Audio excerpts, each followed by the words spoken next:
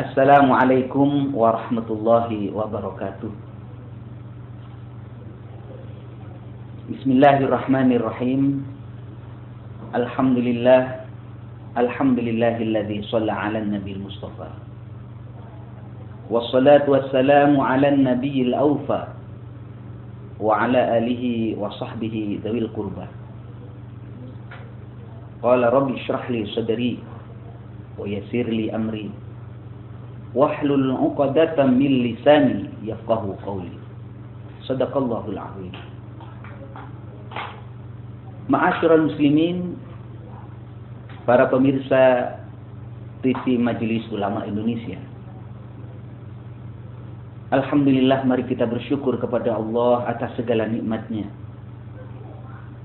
Salawat dan salam semoga selalu terlimpahkan kehadiran junjungan kita Nabi besar Muhammad sallallahu alaihi wasallam yang selalu kita harapkan syafaatnya, yang selalu kita harapkan pertolongannya fid dini wad dunya wal akhirah.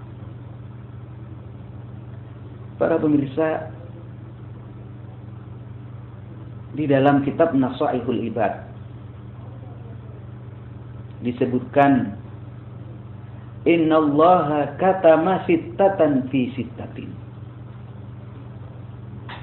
Innallaha, sesungguhnya Allah, kata masitatan, merahasiakan 6 perkara.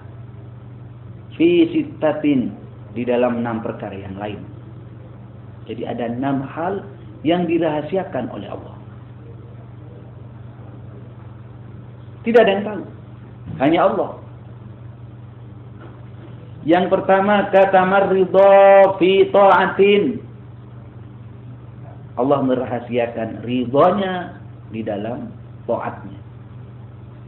Artinya tidak ada yang tahu taat yang mana yang menyebabkan kita masuk surga. Ibadah yang mana yang menyebabkan kita diridhoi oleh Allah, dimasukkan ke dalam surganya dan dirahmati oleh Allah. Apa salat kita? Apa puasa kita? Apa sedekah kita yang banyak? Tidak ada yang tahu. Hanya Allah yang tahu. Tujuannya apa? Agar kita tidak meremehkan kebaikan sekecil apapun. Itu maksudnya. Kebaikan sekecil apapun jangan remehkan. Karena tidak tahu kita. Jangan-jangan kebaikan yang kecil itu yang menyebabkan kita dirahmati oleh Allah Subhanahu wa ta'ala. Saudara-saudara sekalian, saya pernah membaca di dalam kitab Sulam Taufik itu, juga di awal daripada kitab Nasaihul Ibad, dijelaskan bahwasanya seorang ulama besar namanya Imam Ghazali, yang dikenal sebagai Hujjatul Islam. Hujjatul Islam itu artinya menjadi hujjah bagi orang Islam, menjadi rujukan orang Islam di seluruh dunia di kalangan Ahlus Sunnah wal Jamaah. Di saat beliau wafat, ada seorang ulama yang bermimpi bertemu dengan beliau, bertanya, "Ya Imam, ya ada apa? Bagaimana engkau di dalam kubur keadaanmu?" Imam Ghazali mengatakan, "Alhamdulillah. Alhamdulillah. Saya dirahmati oleh Allah," katanya Imam Ghazali. Ditanyakan oleh seorang kiai tadi, "Dengan sebab apa engkau Imam mendapatkan derajat semacam ini, makom semacam ini, dirahmati oleh Allah? Tolong bagi, barangkali ilmu ini bermanfaat bagi kami. Kasih tahu kepada kami. Apa dengan kuasamu?" Imam Ghazali mengatakan enggak, dianggap biasa.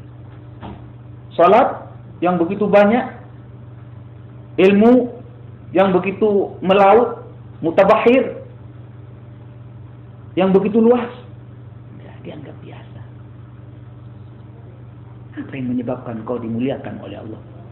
Imam Ghazali lantas menjawab, menceritakan, "Aku dimuliakan oleh Allah oleh sebab seekor lalat." Coba, Jadi ketika beliau itu menulis, kalau sekarang kan pakai pulpen, kalau dulu pakai tinta dicelup. Ketika diangkat tinta itu ada seekor lalat nemplok di situ. Dibiarkan oleh Imam Ghazali sampai kenyang. Setelah itu pergi lalat. Kejadian itu dilupakan oleh beliau. Kenapa beliau melakukan itu? Karena beliau sadar ini adalah perintah Allah, berbuat baik bukan hanya kepada manusia. Irhamu man fil ardi. Katanya hadis, sayangilah makhluk yang di bumi. Man itu tidak hanya kepada manusia. Man fil ardi, kepada siapapun yang ada di bumi. Yarhamka man fis sama. Maka yang di langit akan sayang kepada kamu. Maka aku lakukan itu. Dan alhamdulillah, dengan berkah kebaikan yang kecil, yang tidak saya anggap besar, ternyata saya diberkahi oleh Allah, dirahmati oleh Allah. Ini kebersamaan. Sehingga dikatakan tidak ada yang tahu taat yang mana, ibadah yang mana yang menyebabkan kita masuk surga, diridhoi oleh Allah Subhanahu wa taala. Dan itu saya harapkan kepada kaum muslimin, tolong sekecil apapun kebaikan. Ada keran di masjid kebuka, tutup.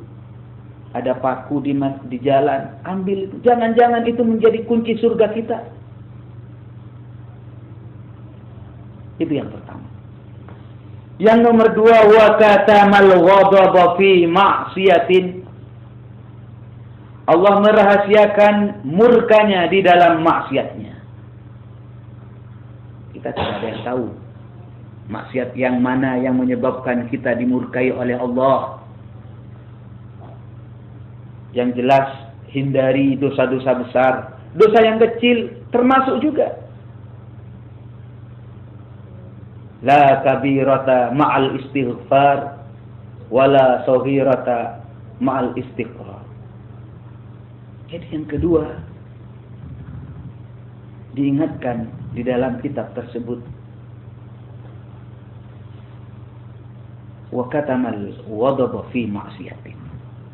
Allah merahasiakan murkanya di dalam maksiatnya. Kita tidak ada yang tahu maksiat yang mana yang menyebabkan kita dimasukkan ke dalam neraka. Dosa yang mana yang menyebabkan kita dimasukkan ke dalam neraka, yang menyebabkan kita mendapatkan siksa. Tidak ada yang tahu. Tujuannya apa? Agar kita tidak meremehkan dosa sekecil apapun, seremeh apapun. Saudara-saudara sekalian, kadang-kadang kita mengatakan, dosa kecil, cuma dosa mata saja, kita wudhu, sholat, rontok itu dosa. Kan Allah Maha Pemaaf. Ngomong gampang aja. Allah memang Maha Pemaaf. Tetapi kita tidak ada yang tahu. Jangan-jangan dengan sebab dosa yang kecil yang kita anggap remeh itu, murka Allah ada di sana. Di zaman Rasulullah itu ada seorang perempuan. Dari zahirnya, dari luarnya dia orang baik-baik. Tapi kata Nabi, itu orang perempuan masuk neraka. Masuk neraka. Kaget itu para sahabat, kok bisa? Orang baik-baik kok bisa masuk neraka? Kenapa ya Rasulullah? Fi hirratin. Fi hirratin itu artinya fi-nya bermakna sababiyah. Oleh sebab kucing. Dia punya kucing, dikurung, tidak dikasih makan sampai mati. Rasulullah mengatakan, itu perempuan masuk neraka fi hirratin oleh sebab kucing. Karena itu saudara-saudara sekalian, mari jaga diri kita. Tidak ada ceritanya orang kesandung dengan gunung, tidak ada. Yang banyak orang kesandung dengan kerikil. Jadi saya tegaskan, tidak ada dosa besar apabila kita membaca istighfar. Tetapi juga tidak ada istilah dosa kecil apabila kita mengulang-ulang. Ini saudara-saudara sekalian. Selanjutnya di dalam kitab Nasha'ihul Ibad ini disebutkan, wa katama lailatul qadri fi syahri Ramadan Allah Subhanahu wa taala merahasiakan malam Lailatul Qadar di bulan Ramadan. Tidak ada yang tahu. Kita hanya tahu taharrau Lailatul Qadri fi 'ashril awakhir min Ramadan. Al-hadits atau kama qala Rasulullah. Katanya Nabi, carilah malam Lailatul Qadar di 10 terakhir di bulan Ramadan. 20, 21, 22, 23 sampai ada yang mengatakan yang ganjil 21, 23, 25, 27 dan seterusnya. Tapi sejatinya nggak ada yang tahu. Tujuannya apa? Agar kita mengisi malam-malam bulan Ramadan dengan kebaikan, dengan ibadah kepada Allah Subhanahu wa taala. Saudara-saudara sekalian, kita tahu bahwasanya malam Lailatul Qadar itu disebut A'udzu billahi minasy syaithanir rajim. Bismillahirrahmanirrahim. Inna anzalnahu fi lailatul qadr. Wa ma adraka ma lailatul qadr. Lailatul qadri khairum min alfi syahr. Disebutkan Lailatul Qadar, malam Lailatul Qadar itu khairun, itu lebih baik min alfi syahrin, dari 1000 bulan. Coba, umur siapa yang sampai 1000 bulan dari umat Nabi Muhammad sallallahu alaihi wasallam? Tidak ada. Jarang orang yang umurnya sampai 1000 bulan. Kalau kita beribadah di dalam malam Lailatul Qadar, sedekah 100.000 sama dengan sedekah 100.000 kali 1000 bulan. Kalau kita sholat tarawih bertepatan dengan malam Lailatul Qadar, sama dengan ibadah sholat tarawih, sama dengan 1000 bulan. Subhanallah. Inilah kehebatan daripada umat Nabi Muhammad sallallahu alaihi wasallam. Umurnya pendek-pendek, orangnya kecil-kecil, tapi diberi keberkahan umur oleh Allah Subhanahu wa taala. Banyak bonus dari Allah. Ini saudara-saudara sekalian. Tanggal berapa itu kiai? Nggak ada yang tahu. Para ulama hanya mengatakan biasanya tanggal 21, ada yang mengatakan 23. Tapi sejatinya tanggal berapa, malam berapa, tidak ada yang tahu. Wa katama Lailatul Qadri fi syahri Ramadan. Allah Subhanahu wa taala merahasiakan di malam Lailatul Qadar di bulan Ramadan. Cuma saya pesan juga, jangan sampai kita melakukan dosa di malam Lailatul Qadar. Benar. Jangan sampai kita melakukan dosa di malam Lailatul Qadar. Na'udzubillah, apabila ada orang Islam berzina di malam Lailatul Qadar, au syaribal khamr, atau minum khamr, mabuk di malam Lailatul Qadar, la'anahullah, dilaknat sama Allah, hatta min haulis tsani, hingga tahun yang akan datang. Iya, dia kalau punya kesempatan dia bertobat. Kadang-kadang kita sering mendengar khairum min alfi syahr, khairum min alfi syahrin, lebih baik dari 1000 bulan, lebih baik dari 1000 bulan. Itu terus masuk ke dalam pikiran kita. Jangan sampai kita melupakan, ternyata juga ada keterangan, barang siapa kita melakukan dosa di malam Lailatul Qadar, dilaknat sama Allah sampai tahunnya akan datang. Ini saudara-saudara sekalian. Yang nomor 4 diterangkan, wa katama awliya'ahu fima bainan nas. Allah Subhanahu wa taala merahasiakan walinya di tengah-tengah manusia. Wali itu kekasih Allah. Siapa yang jadi wali? Tidak ada yang tahu. Oh, yang jadi wali yang pakai surban. Yang pakai surban saya, berarti saya wali. Belum tentu. Dirahasiakan sama Allah. Apa tujuannya? Agar kita saling hormat, menghormati, minta doa satu dengan yang lain. Itu tujuannya. Dirahasiakan sama Allah. Beda dengan tahu. Saudara-saudara sekalian, di dalam Al-Quran disebutkan, A'udzu billahi minasy syaithanir rajim. يا أيها الذين آمنوا لا يسخر قوم من قوم عسى أن يكونوا خيرا منهم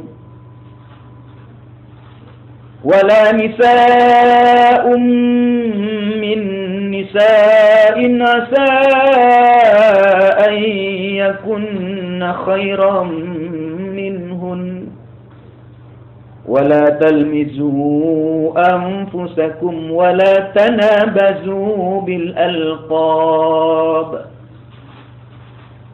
bi'sal ismul fusuq ba'dal iman wa man lam yatub fa ulaika humuz zalimun. Ya ayyuhalladzina amanu, hei orang-orang yang beriman, katanya Allah, la yaskhar qaumun min qaumin, janganlah satu kaum itu meremehkan satu dengan yang lain, suku satu dengan suku yang lain, bangsa satu dengan bangsa yang lain.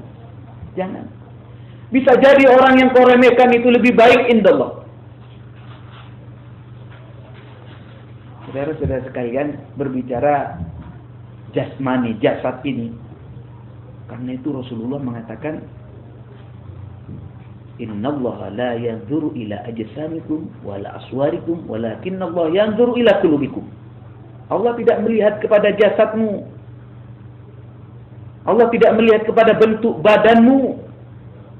Tetapi Allah melihat kepada hatimu. At-taqwa hahuna, ketakwaanmu kepada Allah Subhanahu wa ta'ala. Kadang-kadang kita berkumpul dengan bangsa yang lain, orang Indonesia kecil-kecil. Tetapi untung ajaran Rasulullah, ajaran Nabi Muhammad, kemuliaan itu bukan ada di dalam cangkang kita, tubuh kita ini. Tapi kemuliaan kita di dalam hati kita. Bagaimana dia menjalankan perintah Allah dan menjauhi larangan Allah Subhanahu wa ta'ala. Karena itu saya pesan kepada kaum muslimin, pemirsa TV Majelis Ulama Indonesia. Pesan dari seorang ulama, dikatakan, kun indallah khairan nas. Kun, jadilah engkau indallah, menurut Allah, khairan nas, orang yang paling baik. Jadilah engkau menurut Allah yang terbaik. Artinya apa? Ibadah yang banyak, sedekah yang banyak, puasa yang rajin, salat malam jangan kosong, salat berjamaah yang rajin. Kun indallah khairan nas. Jadilah engkau menurut Allah yang terbaik. Silakan berlomba-lomba dalam kebaikan. Tapi pegang hatimu. Wa kun indan nafsik syarran nas. Jadilah menurut dirimu orang yang paling hina, orang yang paling banyak dosa. Karena itu kalau kita melihat kepada anak kecil, kita katakan dia yang lebih baik. Kenapa? Maklum dia kecil. Kenapa? Gak punya dosa. Kalau dia punya dosa paling sedikit. Kita melihat kepada orang yang lebih tua, kita katakan dia yang lebih baik. Kenapa? Ya maklum dia orang tua. Sebelum saya tahu Islam, dia tahu duluan. Ketemu sama orang bodoh, kita katakan dia yang lebih baik. Kenapa? Maklum dia nggak ngerti agama. Kalau dia berbuat dosa, maklum nggak ngerti agama. Bertemu dengan orang alim, kita katakan jelas dia lebih baik. Kenapa? Ilmunya lebih banyak. Tuh. Wa kun indan nafsi syarran nas. Sampai kepada orang kafir pun mohon maaf. Jangan sombong. Orang Islam jangan sombong. Jangan sampai tepuk dada mengatakan, nih, saya Islam, kamu kafir. Saya pasti masuk surga, kamu masih masuk neraka. Saya Islam, pasti masuk surga, kamu kafir, pasti masuk neraka. Subhanallah, tahan omonganmu itu, tahan. Walaupun kadang-kadang saya berbicara macam begini, saya memprotes itu. Mbak Kiai kan? Ya kenapa? Bukankah di dalam Al-Quran tegas Allah menyampaikan, Inna dina indallahil Islam. Sesungguhnya agama yang diterima oleh Allah adalah agama Islam. Oh ya, tidak ada masalah dengan ayat itu. Bahkan di dalam ayat yang lain disebutkan, wa may yabtaghi ghairal islami dina fala yuqbala minhu. Barang siapa menjadikan selain Islam sebagai agama, maka tidak akan diterima kalau selain Islam. Loh, kenapa Kiai mengatakan kita nggak boleh mengatakan dengan tegas, saya pasti masuk surga, kamu kafir pasti masuk neraka? Saudara-saudara sekalian, soal Al-Qur'annya samalah dengan saya, tapi tafsirannya yang berbeda. Mari, siapa yang menjamin? Na'udzubillah, na'udzubillah. Sekarang kita Islam, besok Islam, sebulan lagi Islam, setahun lagi Islam. Lantas mati kurang 1 bulan, mati kurang sehari, mati kurang sejam. Lantas Islamnya dicabut sama Allah, diganti dengan kafir.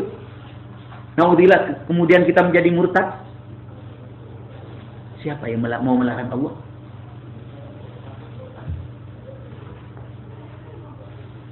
Atau sebaliknya, dia sekarang kafir, besok kafir, 10 tahun lagi kafir. Tahu-tahu mau mati sebulan sebelum kematiannya, sehari sebelum kematiannya, sejam sebelum kematiannya. Bisa jadi dicabut itu kafirnya, diganti dengan keimanan, diganti dengan hidayah. Siapa yang mau melarang-larang Allah? Saudara-saudara sekalian, jadi bukan berarti apa yang saya sampaikan ini mementakkan keyakinan kita, enggak. Saya ingin tegaskan, hei orang Islam, jangan sombong. Walaupun ada jaminan daripada Allah, innad dina indallahil Islam. Ada jaminan dari Allah. Agama yang diterima adalah agama Islam. Tetapi walaupun ada jaminan, jangan sombong. Kalau orang Islam yang ada jaminan saja nggak boleh sombong, bagaimana dengan orang kafir yang nggak ada jaminan satupun dari Allah? Paham? Orang berobat belum tentu sembuh, Karena yang menyembuhkan, fa idza maritu fa huwa yashfin, itu akidah kita. Yang menyembuhkan Allah. Tapi tetap kita berobat. Yang berobat saja belum tentu sembuh, apalagi yang tidak. Karena itu saudara-saudara sekalian, bukan berarti apa yang saya sampaikan itu mematahkan keyakinan, enggak. Pengajian ini menekankan kepada kita, jangan sampai kita sombong. Jangan sampai kita merasa lebih baik dari orang lain. Sehingga kemana-mana petantang-petenteng mengatakan, ana khairum minhu, aku lebih baik daripada dia. Na'udzubillah. Ini ucapan iblis, saudara-saudara. Dan saya ingin mengingatkan pula kepada al-fakir, kepada diri kami secara pribadi.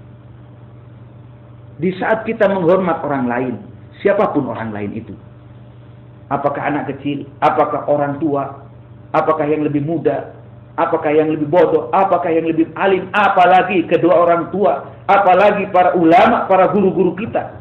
Ketika kita menghormat mereka, saya ingatkan, penghormatan kita tidak akan mengurangi derajat kita. Di saat kau cium tangan kepada kedua orang tua, ketika kita hormat kepada guru kita, penghormatanmu tidak akan mengurangi ketokohanmu, kekiaianmu, keustatanmu. Enggak. Justru ketika kita hormat kepada kedua orang tua, rafa'ahullah, akan diangkat derajatnya oleh Allah Subhanahu wa ta'ala. Bahkan kalau kita hormat kepada orang tua, anak-anak kita akan hormat kepada kita. Atau kalau kita hormat kepada guru kita, jangan heran kalau murid-murid kita, santri-santri kita, anak buah kita, hormat kepada kita. Kenapa? Karena kita hormat kepada para ulama, para guru-guru kita. Inilah buah saudara-saudara sekalian. Kembali kepada pelajaran, mari jangan sampai kita meremehkan siapapun. Karena Allah Subhanahu wa ta'ala menyampaikan, Allah Subhanahu wa ta'ala merahasiakan walinya, kekasihnya di tengah-tengah hambanya. Tidak ada yang tahu. Saudara kaum muslimin wal muslimat, para pemirsa TV Majelis Ulama Indonesia, selanjutnya ada yang dirahasiakan oleh Allah adalah wa katamal mauta fil umri. Wa katamal mauta fil umri. Allah merahasiakan mati di dalam umur. Tidak ada yang tahu. Umur keberapa kita akan diambil oleh Allah. Jangan kita merasa karena muda, oh tenang saja masih muda, sholatnya belakangan aja nanti, tobatnya belakangan aja nanti, saya masih sehat. Saudara-saudara sekalian, hati-hati.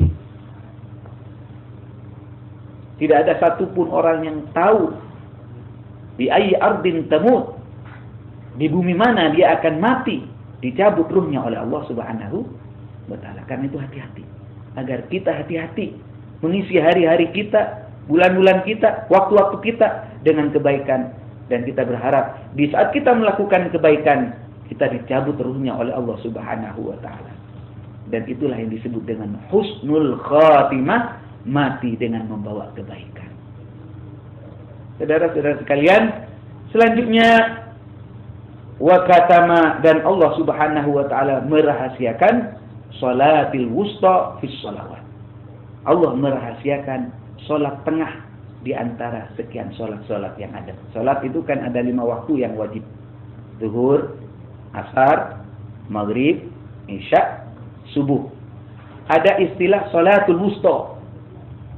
Salat tengah mempunyai keutamaan tersendiri. Saudara-saudara sekalian, salat wusta ini tidak ada yang tahu kecuali Allah. Kalau ada yang mengatakan asar, para ulama pasnya tidak ada yang tahu. Tujuannya apa? Agar kita selalu menjaga perintah Allah, utamanya salat ini, saudara-saudara sekalian.